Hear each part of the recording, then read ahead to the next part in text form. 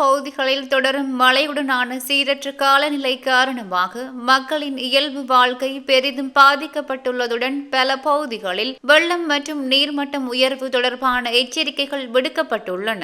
அதன்படி மத்திய மலைநாட்டில் மஸ்கெலியா பிரதேச சபை பகுதிகளில் நேற்று காலை முதல் தொடர்ந்து மிதமான மழை பெய்து வருகின்றது. இதனால் மலையக பெருந்தோட்ட தொழிலாளர்கள், விவசாயிகள் மற்றும் பண்ணையாளர்கள் பாதிக்கப்பட்டுள்ளனர். தொடர் மழையால் மத்திய மலைநாட்டில் உள்ள முக்கிய நீர்த்தேக்கங்களின் நீர்மட்டம் வேகமாக அதிகரித்து வருகின்றது.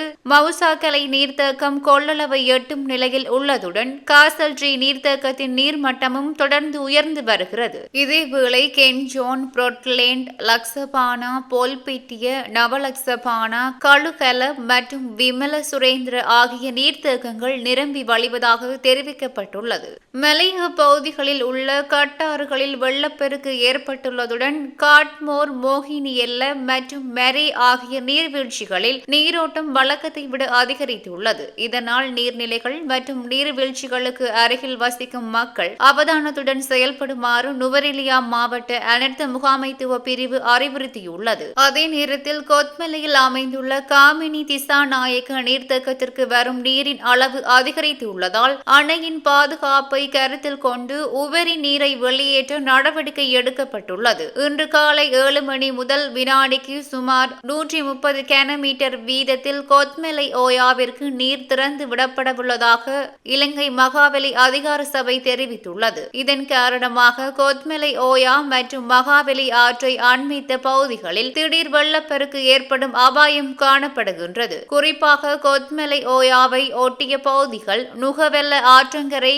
மாவத்துர, மகாவலி ஆற்றின் கரையோர பகுதிகள், உலப்பெனை முதல் கம்போலா வரையிலான பகுதிகள், புற முக்கிய பகுதிகள், வெலிகெல்ல, கெலியோயா, பேராதெனிய, கட்டுகஸ்தோட்டா மற்றும் பொல்கொல்ல ஆகிய பகுதிகளில் திடீர் வெள்ளப்பெருக்கு ஏற்படும் அபாயம் உருவாகியுள்ளது. எனவே குறித்த பகுதிகளில் வசிக்கும் மக்கள் எச்சரிக்கையுடன் இருக்குமாறு அறிவுறுத்தப்பட்டுள்ளனர். அத்துடன் நுவரெலியாவில் 3900க்கும் மேற்பட்டோர் வெள்ளத்தில் சிக்கி பாதிக்கப்பட்டுள்ளனர். கடந்த சில நாட்களாக பெய்த கனமழை, பலத்த காற்று, வெள்ளப்பெருக்கு, ஆற்றங்கரை உடைப்பு மற்றும் மண் சரிவு அபாயம் காரணமாக நுவரெலியா மாவட்டத்தில் 1091 குடும்பங்களைச் சேர்ந்த 3951 பேர் பாதிக்கப்பட்டுள்ளனர். இயற்கை அனர்த்தங்களில் இதுவரை 7 பேர் உயிரிழந்துள்ளதுடன் 3 பேர் காயமடைந்துள்ளனர். மேலும் ஒருவர் காணாமல் போயுள்ளதாக தெரிவிக்கப்பட்டுள்ளது. 2 வீடுகள் முழுமையாகவும் 90 வீடுகள் பகுதி அளவிலும் சேதமடைந்துள்ளன.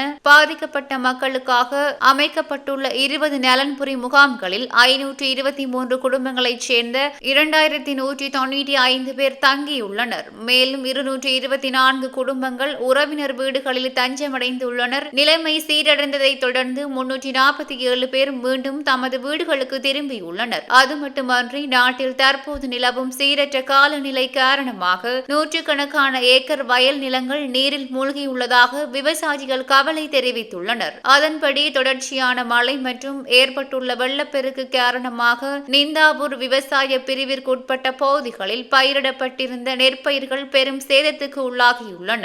பால் பிடிக்கும் பருவத்தில் இருந்த மற்றும் வளர்ச்சியடைந்த நிலையில் காணப்பட்ட நெற்பயிர்கள் பலத்த காற்றினால் வயல்களில் சாய்ந்துள்ளதுடன் மழை நீர் தேங்கியதால் பயிர்கள் அழுகும் அபாயம் ஏற்பட்டுள்ளதாக விவசாயிகள் தெரிவிக்கின்றனர். மேலும் நீரில் மூழ்கிய நெல் மணிகள் முளைக்க தொடங்கியுள்ளதாகவும் இதனால் தங்களின் எதிர்கால வருமானம் பாதிக்கப்பட்டுள்ளதாகவும் அவர்கள் கவலை வெளியிட்டுள்ளனர். வடிகால் வாய்க்காலில் ஏற்பட்டுள்ள அடைப்புகள் மற்றும் அதிகரித்த நீர்வரத்து காரணமாக வயல்களில் தேங்கியுள்ள மழைநீர் வெளியேறுவதில் தாமதம் ஏற்பட்டுள்ளதாகவும் தெரிவிக்கப்படுகிறது. எரிபொருள் விலை உயர்வு, உரம் மற்றும் விதை நெல் உள்ளிட்ட விவசாய செலவுகளுக்கு மத்தியில் கடன் பெற்று செய்கை நடவடிக்கைகளை முன்னெடுத்த விவசாயிகள் தற்போதைய நிலைமையால் கடும் பொருளாதார நெருக்கடியை எதிர்நோக்கியுள்ளனர். இதனால் பாதிக்கப்பட்ட வயல் நிலங்களை விவசாய திணைக்கள அதிகாரிகளும் கமநல சேவை அதிகாரிகளும் உடனடியாக பார்வையிட்டு சேத மதிப்பீடுகளை விரைவாக மேற்கொள்ள வேண்டும் என விவசாயிகள் கோரிக்கை விடுத்துள்ளனர். அத்துடன் பாதிக்கப்பட்ட விவசாயிகளுக்கு உரிய இழப்பீடுகளை வழங்க